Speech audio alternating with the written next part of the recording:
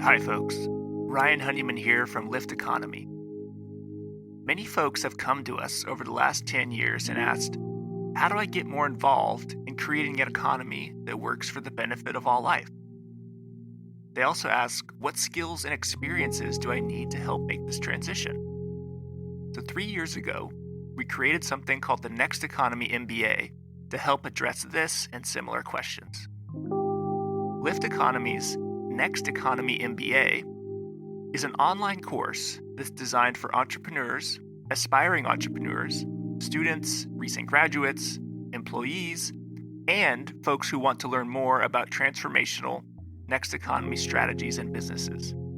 Join the growing alumni network of nearly 250 alumni who've gone through this program and learned essential skills and hopefully built lifelong relationships for catalyzing businesses in the emergent and regenerative economy. So we encourage you to check out our course. You can go to lifteconomy.com/MBA. The next course, Cohort 7, starts on September 21st, 2021. So once again, go to www.lifteconomy.com/MBA. And now, on with the show.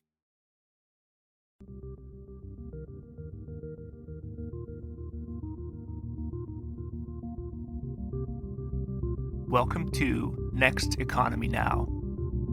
The goal of this podcast series is to highlight the leaders who are taking a regenerative, bioregional, equitable, democratic, racially just, and whole systems approach to creating the new economy.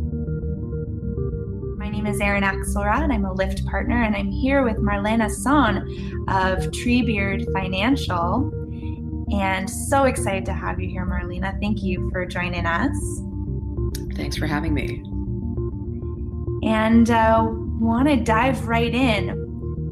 What are you most excited about right now? I know you've got so much going on, so many initiatives. What's your spark? So the thing that I'm the most excited about right now is really taking my activism to the next level and being able to incorporate it with my financial planning practice. I am a wealth manager and a financial advisor. So I spun my practice out late last year because I wanted to focus 100% on socially responsible portfolios. And I think that one of the things that I struggle with working with individual investors is that, even if you kind of take out the bad actors, the Exxons and the, BPs of the world, you end up with a portfolio that's just less bad. And that ultimately, even though it's causing less harm, it's still a degenerative portfolio for the natural world. So in introducing this idea of being able to measure, reduce carbon use and oil and gas reserves, to measure the remaining carbon in an individual portfolio, and then to offset with a very robust tree planting direct partnership with nonprofit, that that I'd be able to take these portfolios from a degenerative place within the continuum into creating net positive impact or being regenerative. And so as an environmentalist who became very passionate about reforestation after the first time I visited the Amazon rainforest in 2012, it was incredibly important for me to be able to incorporate my life's mission with my daily practice of how I, kind of earn my bread and butter and keep a roof over my head and do the things that we have to do in this society, this modern society of ours. So that's kind of what I'm, what I'm excited about right now. And obviously getting this pilot program with my nonprofit partner off the ground and getting 10,000 trees planted in the Tambopata region of the Amazon in November 2016 is very, very exciting for me. And I feel very proud of myself and proud of my nonprofit partner that we're starting to scale up a little bit. Wow. So I'd love to hear a little bit about just the history of Treebeard, how you got it started. Where does the name come from? And So Treebeard is actually the one of the guardians of the forest from Lord of the Rings. So it's a mythological character. It's a little bit of this kind of like silent dog whistle to the millennial environmentalists that make up a lot of my client base. I'm actually in my 40s, but I grew up with Lord of the Rings, and obviously the movies had a big impact when they came out. And a lot of my clients have an affectionate kind of idealization of the Treebeard character. So people kind of automatically get it. Like anybody that's an environmentalist and familiar with the story gets it immediately. But that I believe very strongly in. Is kind of the respect for all different kinds of life and intelligence, and that we're kind of at the cutting edge of really understanding the kind of internal, spiritual, and intelligent life of trees, much in the same way that we're starting to understand that about animals. And I think that we're going to be discovering a lot in the future that maybe will be surprising and a big change to status quo thinking. So really, acknowledging that we have to work in harmony with nature, and that we also need to protect nature, and we also need to let nature do its own thing. That we're just part of the puzzle. The human input is one piece of the puzzle around stopping climate change.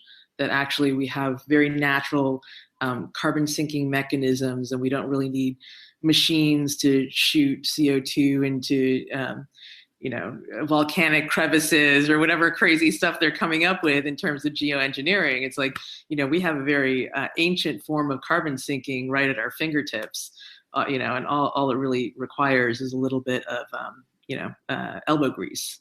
Mm-hmm. So that's where the name comes from. I'm big Lord of the Rings fan, big Star Wars fan, big Star Trek fan. So that's my geeky side. Mm-hmm. How do you leverage the conversation around money with your clients to actually affect what you just were speaking about, which is it's more than just environmental change. It's almost like human change. It's like it deals with values. And how do those conversations come about? Well, I think that most of my clients who find me through an extended network of friends and family are already very simpatico with my worldview and kind of political orientation. When I first started in financial services, I was definitely not in as progressive of a environment as I am in now with my own firm.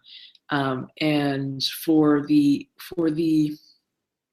legacy clients who perhaps came to me before I was 100% socially responsible, for them, their motivations are a little bit different from clients that have come to me over the last couple of years. My legacy clients are probably a little bit more monetarily oriented. And so they're very concerned with performance and also safeguarding their own retirements and their futures. And one of the things that I work with them, and all of my clients at this point have been migrated over to socially responsible portfolios. So even the folks that may not have had an initial interest in it, when I kind of explained to them, especially after the downturn of 2008, 2009, that there was what can be called a flight to quality. Now, in my industry, flight to quality is known as when you're in a risk-off or a volatile environment, much like the environment that we've been in for the last month since the beginning of 2016. Flight to quality means that you go towards the better quality investments. So you'll see a lot of money moving out of, say, emerging markets stocks and into U.S. Treasuries. It's my thesis that there was actually a flight to quality after the crash of 08, 09, not only into safe havens such as bonds, from the US government, but to better quality, better run companies that generally tend to score higher when you are screening for environmental, social, and governance criteria. So in other words, that socially responsible has turned into the new blue chip. So socially responsible is the 21st century blue chip stock. So when I explain it to my legacy clients in that way, and they've seen that actually socially responsible portfolios have generally, depending on the portfolio, have generally outperformed the market and their benchmarks over the last 10 years, then, it becomes a much easier job convincing them that this is a good move. I think you've frozen up for a second. Are you there? Hi. Yeah, you just dropped out for 1 second. Yep. And then, okay, there we go. There you go. Okay. I'll edit that out. So this is a very long answer to a short question, but bear with me here for a second. So that's one element of how I speak with investors around why one would want to choose a socially responsible portfolio over something that is not screened for environmental and social and governance criteria. Now, the folks who have come to me over the last couple of years because of my reputation as somebody who specializes in this area are probably coming at it already convinced that this is the right thing to do. And so they're kind of ready to go up to the next level and say, well, how does my portfolio make a positive impact in the world? And that gets a little bit more tricky when you're dealing with certain amounts of investment funds, which may not be able to be eligible for investment in what would be considered high impact investments, such as venture capital and private equity. Right. So we have to find ways in which we can kind of maximize the impact for investors that may have, $1 million or so that they're, done well, they're saving for retirement, they may have received an inheritance. There are a lot of people like this who want to put their money to work in positive social ways, but they don't necessarily have as many options open to them as people who are ultra high net worth. So trying to figure out appropriate investment vehicles for each kind of stratum of wealth management is very challenging. But this is definitely what I'm thinking about on a daily basis. The other things that I just want to touch on quickly around like how to talk to clients about money. I think that two things that are essential to any investor, no matter how much money you have and what direction you want it to go in. I think that from permaculture position, I think that it's important to acknowledge that there are different kinds of capital, and that it's really important to not just value the financial capital, but there is also natural capital, which is what we're getting into around the tree planting. There's cultural capital, there's political capital, there's spiritual capital. So really being able to help an individual client like start looking at their resources in a more holistic way, and just counting financial capital as one of those resources. Also that money is highly, highly emotional, and that it's often subconsciously tied to memories and messages from one's childhood and family. And I know that this seems really obvious, but modern economics is based on this concept of economic man, which is a concept that says that individuals will always act in a rational and self-interested way, which is about as far removed from reality as one could get. And this is what modern economics is based on. This is like a linchpin concept. So I don't even really know where to begin to address that particular issue from this very inaccurate assumption. But this is something that I kind of push up against when I deal with colleagues in my industry. People just assume that making money is the number one goal, and for a lot of clients, it really isn't. Yeah. Well, you've straddled so beautifully this bridge from the more less ecologically literate investors that you were working with, and really bringing them on board. What an incredible opportunity there. And I'm so grateful for your leadership in that. And then now this other challenge that you're mentioning, which is how to balance and bring in even the smaller wealth portfolios, and navigate where the best use of those funds is. And I wonder if you can talk a little bit about, maybe describe for our listeners, what does your favorite investment portfolio look like? What does it accomplish in the world for the benefit of all life that you were speaking to? So that's interesting. It's a very interesting question. I think that depending on the size of the investment portfolio and the objectives of the client, I would say that actually one of the things that I've been experimenting with for the last year for institutional level portfolios, meaning very large portfolios that for endowments for colleges or nonprofits or folks that have a little bit more money to invest than your average professional who may have $1 to $5 million that they're saving for retirement, and they're comfortable, but they're still, kind of dealing with the vagaries of, having enough for the rest of their life, which is a big, number one issue for the vast majority of people that are saving today. The favorite portfolio that I would probably outline is a combination of,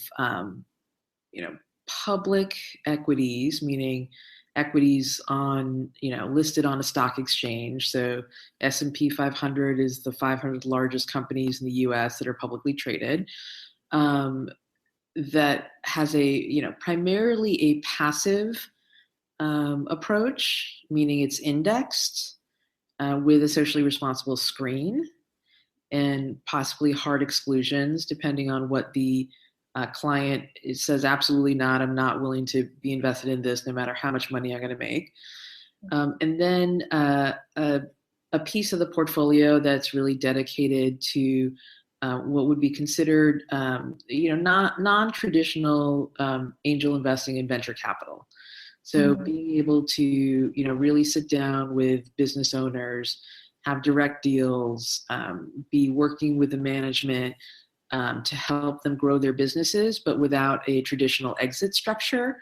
So when you get into the world of venture capital, most companies aren't qualified for venture capital. They can't scale as quickly as venture capitalists are looking for. They're looking, VCs are looking for, a 10x exit over the course of 7 years. Oftentimes companies get sold, mergers and acquisitions, and all of a sudden a really great company culture just gets flattened and turned into a marketing scheme. So very high incidence and danger of greenwashing. So, we're really looking at how do we, maintain our partnerships with companies that are creating the kind of benefit that we want to see in the world over the long term, without sacrificing this question of liquidity. So we're experimenting with that quite a bit. For an individual investor who is kind of saving into their retirement funds, I think that there are some very good passively managed, very cheap index funds that are socially screened now, which is these are fairly new products for individual investors. I have to put out a disclaimer in that I can't make recommendations over a podcast on individual names of companies, but you can find them. And you weren't able to find them 5 years ago, and that's the thing. So there's new socially responsible products coming out all the time. One of the things in terms of my own criteria, when I'm looking for investments for clients, I'm looking for the most cost-efficient mutual fund. So that tends to be the Vanguards of the world or the Schwab Spartans. And, so these are the folks that are very, very low cost index funds. I'm looking for rigorous social, environmental, and governance screening. So constantly on the watch for greenwashed portfolios. So this is so rigorous screening as far as ESG, and that also the performance has to be at the benchmark or better. Yeah. So if you're in a large cap fund, U.S. based fund, then it's benchmarked against the S&P 500, and you want to see the performance track that benchmark very closely. Obviously, no investment goes straight up, but you basically want it to mimic what's happening with the S&P 500. So if the S&P is down 10%, then you want your fund to be down between 10.5 to 9.5. You want it to be very tight to the market. So that's kind of my criteria. And I think that, because of consumer demand for index funds, that we'll be seeing more socially screened index funds being offered in the future. And so that's something that's very exciting for me. I think that NRDC actually partnered with BlackRock to offer a carbon-free ETF. So I know that's something that has recently entered into the pipeline as far as what individual investors can buy. There's obviously many mutual fund families that have been doing this for a long time, the Parnassuses and the Green Centuries of the world, and Boston Common, who actually is also a partner with the nonprofit that I work with down in the Amazon. So these, we have a lot more choices nowadays, which is very exciting. Yeah. Well, and thank you for answering that question so beautifully. That was really kind of the quality that I wanted to come out of that question, which is that you're really at the forefront and tracking that this is not just about individual investments. This is about a movement that's actually happening on our planet. Simpatico movements. I mean, certainly we owe a huge debt of gratitude to Bill McKibben, and I think that 350 has done an amazing job.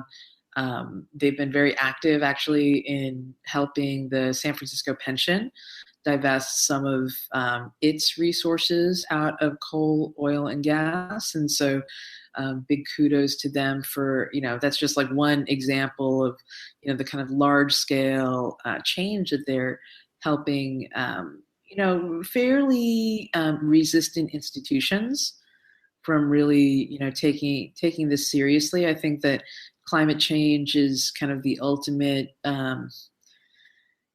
it's like the ultimate planetary emergency that's just very easy to kick the can, down the road. It's like this is where we're in the zero decade. We have, 5 to 10 years to work very, very hard, and it's going to be very laborious.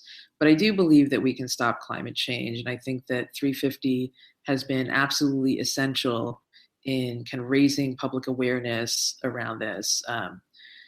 I think that Carbon Tracker, which is a nonprofit that is based out of England, has also helped investors, primarily institutional investors, but that's definitely trickling down to individuals, and really start seeing oil and gas divestment from a financial lens.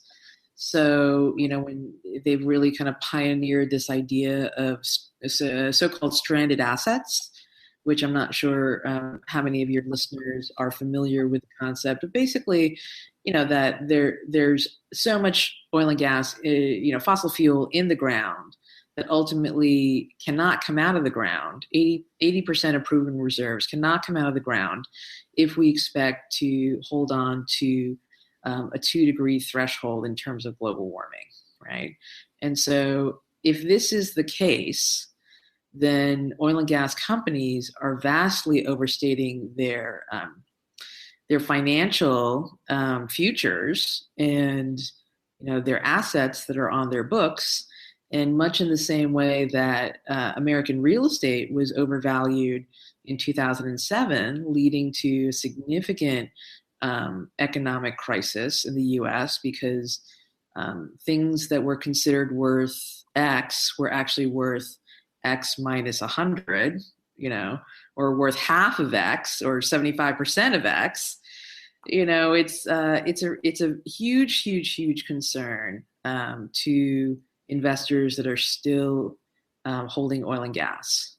So the Carbon Tracker's thesis around stranded assets has given institutional players the kind of rationale to be able to both divest their portfolios and meet their fiduciary responsibility. Because fiduciary responsibility has been, this big football within the institutional space around, until very recently, the Department of Labor came out on a ruling regarding ERISA that environmental, social, and governance criteria is material to portfolios and should be considered. But until last year, the argument was that we cannot consider these things because we have to put to put profits first, to put the financial kind of to put profit first, and this is obviously a very, very short-sighted kind of attitude, and so I think that there are these concurrent strains, whether it's 350 or Carbon Tracker, or even activists within bureaucracies such as the Department of Labor and the SEC, that are really fighting to make climate change material to investors and therefore give us the ability to get out.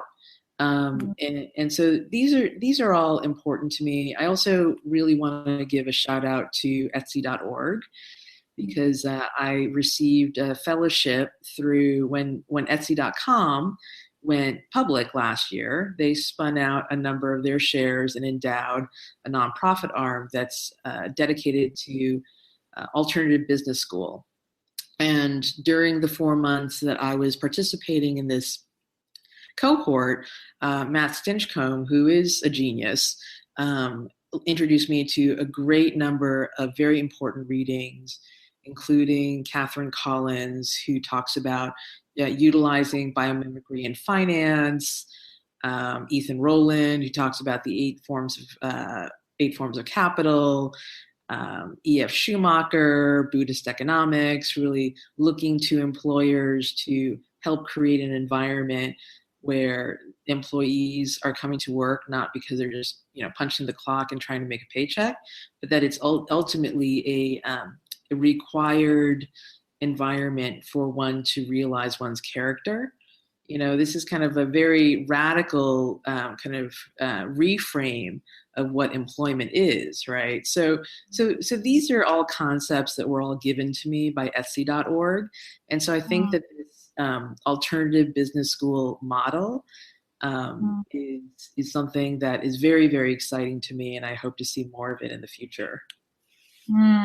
Beautiful. Thank you for that. And as you're speaking, I'm envisioning another way to weave in more of those eight forms of capital into your financial practice too. You mentioned a really one of the biggest issues that you have with your clients, or the biggest problems that you're helping them solve, is this question that they're holding of how do they meet their needs for the long term in terms of their retirement. And the eight forms of capital idea really brings up in me how all of us as a community, hopefully a community that's growing into more collaborative, more supportive society, how do we meet those needs in a bioregional way, maybe even one that doesn't rely exclusively on those financial capitals to support one another into retirement, to supply our needed food and goods and services. And so, Lift Economy, we often use things like barter and trade and other realms, other non-financial capital realms as well. But yeah, this learning that we're all a part of and bridging the biomimicry in as well is beautiful. So thanks for bringing those. And I want to ask you just one final question, which is, what do you need right now? How can people help you support Treebeard Financial and you growing the next economy? Well, I'm always happy to talk with new clients to see how I can help them and bring them in to participate in the carbon offsetting program that I'm getting going with Camino Verde.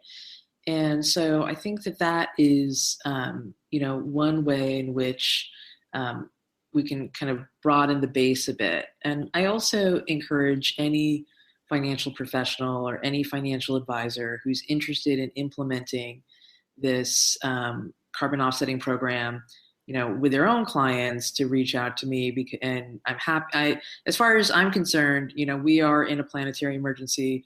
We're going to have to scale far more than anything that I can do as an individual. And so from my perspective, this is all like, open source financial planning.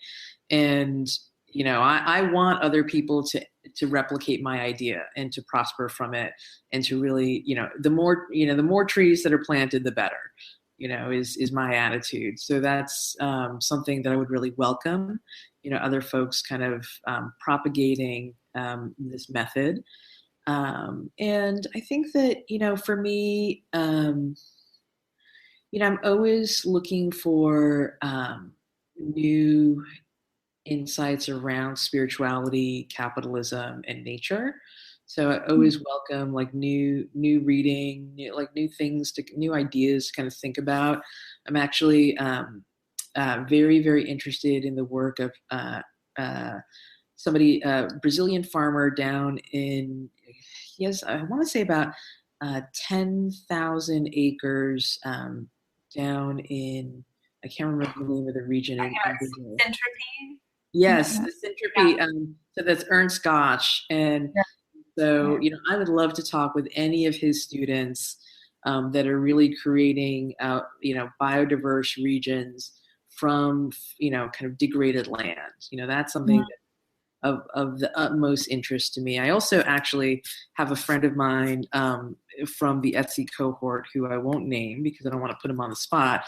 But he has 1 million acres down in Argentina, which is it's Andean, so it's fairly dry. It's not Amazonian. It couldn't support Amazonian plants, unfortunately. I've looked into it.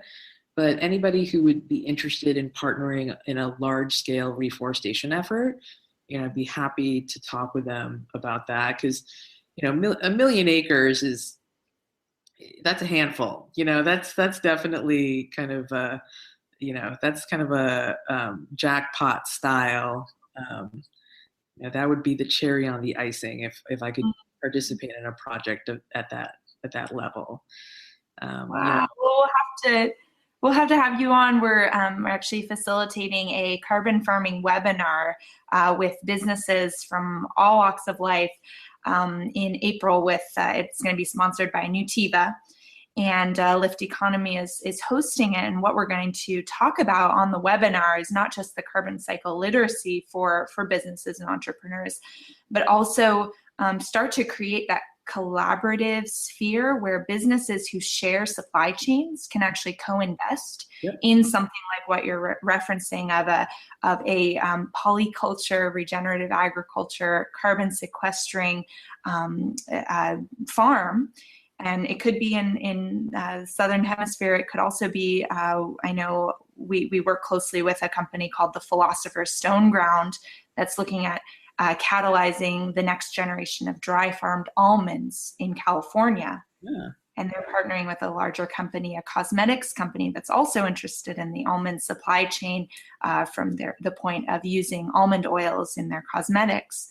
And so I really believe that we're on the forefront of these collaborative partnerships that are going to help us actualize this vision that you're sharing, which is so beautiful. So we'll have to invite you to that, to take part in that. And just so humbled and grateful for your leadership. And I loved many of the things you touched on, particularly bringing it back down to the soil, and really that exciting piece about how we can turn financial capital into living capital, which is really where all our sustenance comes from. Absolutely. And that, nature really sees us. I think that this is the thing that is hard for humans living, especially in urban environments, where we've kind of turned ourselves into a monoculture, especially when you look at life in New York City, and it's all human. And we have so little exposure to the diversity of life that we kind of forget that we're not alone. That we are actually within an ecosystem, and that nature, if we partner with nature will respond in ways in which, will feel miraculous to us. And so just to remember that we're not alone in this, that we are partners with nature, that we are nature. So that's something that I think, I also think that the human being in the urban environment feels a terrible sense of loneliness and deprivation from the lack of biodiversity. So this is something that we have to, we need to start kind of moving back towards the land in some ways that, we can really, remember where we come from. Next Economy Now is a production of Lift Economy. To listen to all of our episodes, go to lifteconomy.com/podcast. That's LIFT economy.com/podcast. You can also sign up for our monthly newsletter at lifteconomy.com/newsletter. Please also rate and review our podcast on iTunes, Spotify, Stitcher, or wherever you get your podcasts. Thanks for listening.